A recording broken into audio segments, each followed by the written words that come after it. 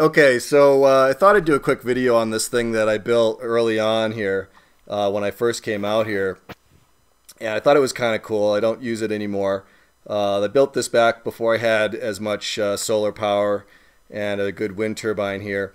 This is basically a power edger I bought used from a local thrift shop, and a PMA from a wind turbine that I wasn't using. I think it's 850 watt PMA, and a spare three-phase rectifier.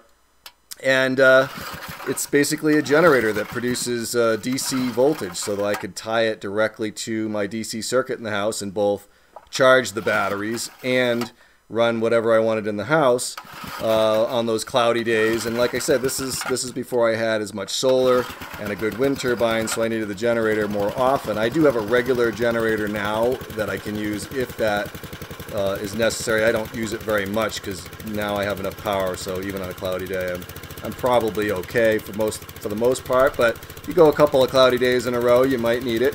But the advantage to this thing, it's not practical because it's not cost effective, because the charge controller is like $600 and the PMA is like $300 or $400. So it's not practical, but for what it does, it's kind of effective because it generates that DC voltage at essentially whatever voltage you need. So if I have a 24 volt DC circuit here, I can just tie this right in and it will charge my batteries, and it'll also allow me to run stuff in the house. And it was capable of producing probably 300 or 400 watts when it was running at a pretty good clip, but even at an idle it was doing about 130 watts. So it's kind of a neat thing. I still have it, but I don't use it anymore, and didn't take a lot of fuel.